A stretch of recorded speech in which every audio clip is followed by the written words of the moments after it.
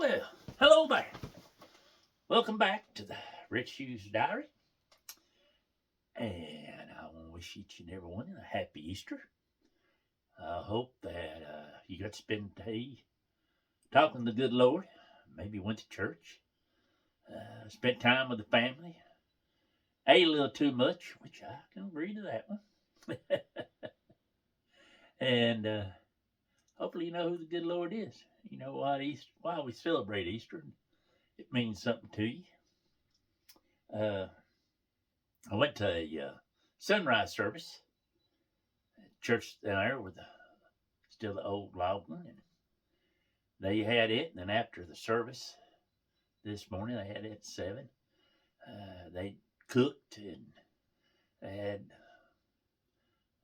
sausage, biscuit, gravy, eggs, you name it. They had a little bit of everything there. Most of it's fresh from country folk. And but I also had to be in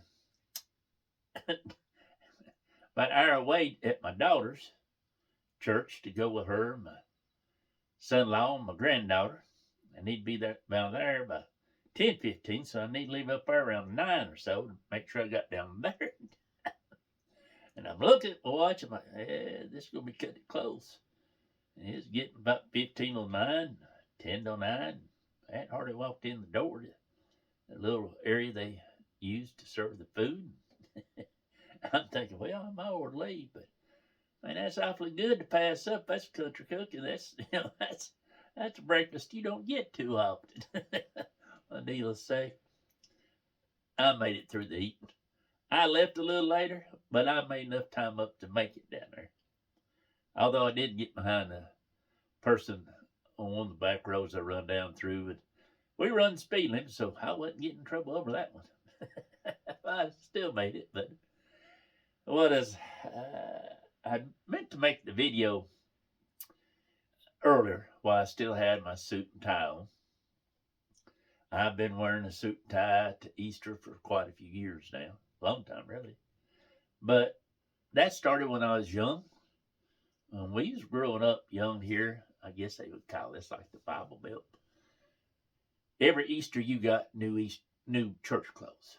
Little fellers, they got new shoes, pants, whatever, and shirt, button-up shirt. Now, sometimes we didn't have a jacket and stuff, but 99% of the time we did have a clip-on tie. We had a tie on.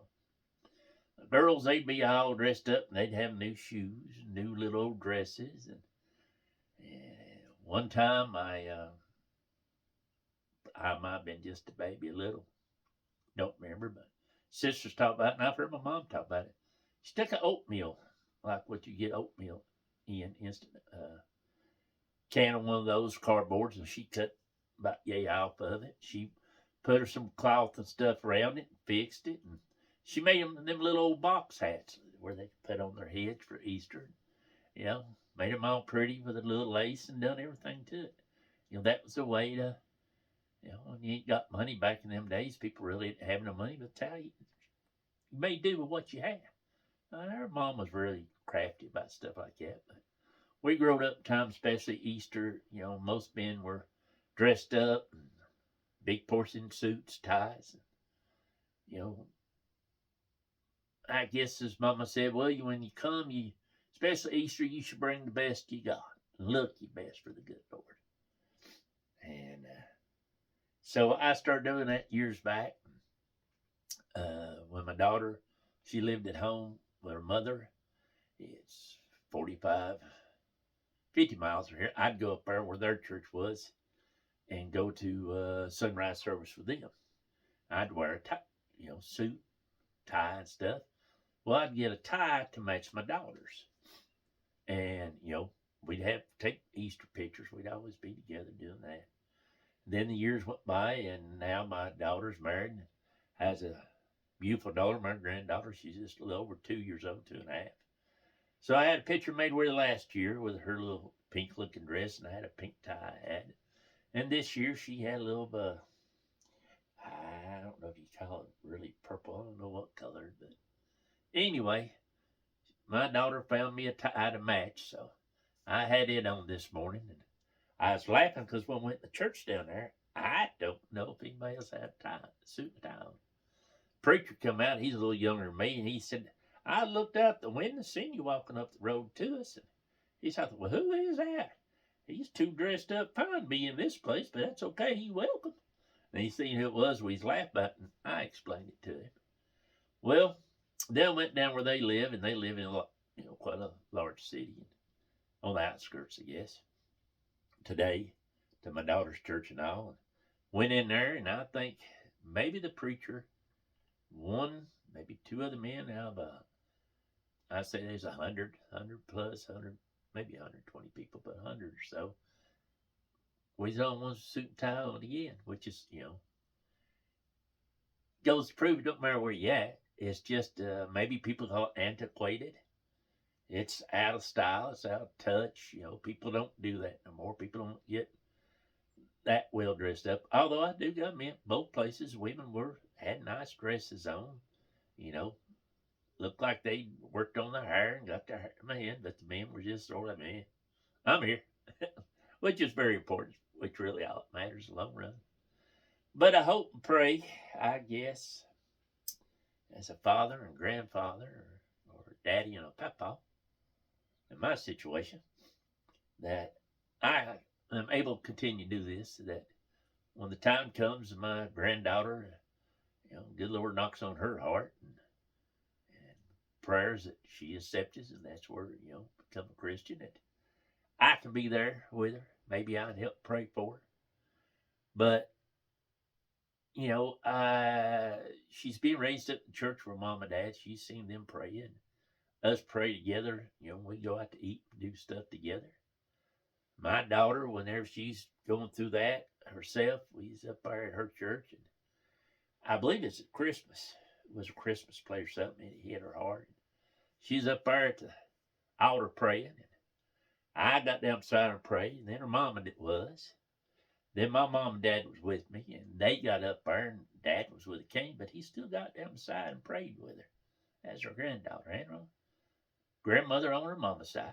And that's, that's something she remembers and can take with her.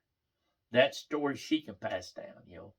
I grew up church when she tells her daughter and her grandchildren.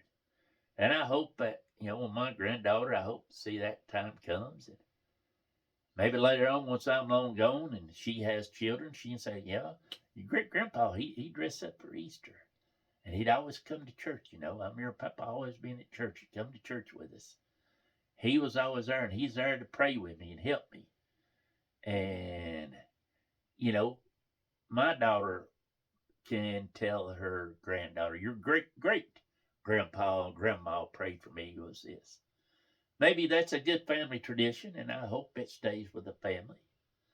Good book says you raise them up in the ways of the Lord. They may stray, as old saying goes, but they will return. And for the most part of my life, that's been true. We all stray. We get out in the world. But eventually, somewhere along the line, I don't know, grow up or you realize you need the Lord a whole lot more than you need the world. You want to see your children raised up right, you do a little better. But I hope that's some kind of tradition that continues on in this family. Next generation, next few generations, it doesn't matter which ones, that, that's a part of their lives, what we call the raising. I hope that that's with you and your family. I pray that if it's not, that maybe you'll correct that or work on that, or maybe you're nowhere near your kids or grandkids. But if you're a praying person, you talk to them, tell them, I'm praying for you. I'm here if you need to talk or whatever. My niece and nephew, even my daughter, lots of times they text their mama stuff that's going on in school, or they need help with this or that. Pray for me, mama. That was something important to them, and it's important to them. So our family, we still do that. We'll send out, hey, feeling pretty rough. I could use prayer from you. Help me out a little bit. And I got good friends and stuff that I still send out prayer requests. And sometimes it's just physically you ain't feeling good. Sometimes spiritually. And sometimes it has to do with your family and friends and stuff that That's the only way you can seem to get it fixed. You just say, hey, I don't know what else to do. I know the good Lord's got to answer. I don't. I just need your prayers. Help me get through this mess. Because sometimes we wind up messes that we don't even create, but somehow we find ourselves pulled into the middle of it, and we're just like, okay, I'm talking to good Lord. I need a little help. So, anyway, folks, that's just a commentary from old man out of the holler. I'm thankful for that. I'm thankful for each and every day. Thankful today is the day the good Lord raised. I know. Preacher said today, he goes now, when she come down, Mary come down to where the tomb rock was rolled away, and she just thought the person she spoke to was just call it groundskeeper, whatever you want to call it. Somebody worked there, whatever did, until he spoke her name. Jesus spoke her name. She knew him. Opened her eyes, and I told them that someday these old eyes of mine are going to close for the last time. And they ain't doubt my mind that I'm going to hear my voice, my name called to me, and welcome home, son. And I hope, whether male, female, don't matter. I hope, pray that you have that in your own life, folks, more than you know. I hope that you have that surety that you made that. And I pray that you take time to talk to your family about it, because it's very important, whether we like it or not. We have to share our gift to others. If you put your light under a bushel basket, who's going to see the flame? So sometimes it's a simple gesture. You might just pat somebody and remind them that they are loved. Maybe they just need a hug. Maybe they just need reminded that they're a human, that they're somebody Jesus still loves, the good Lord still loves. So. Anyway, folks, I hope you have a great week. It looks like we're going to have rain most days this week, so I guess I'll be peeling or doing something other, or sitting or reclining. You folks take it easy, and as always, may the good Lord take a liking to you. Not too soon. And be careful out there, as always. I'll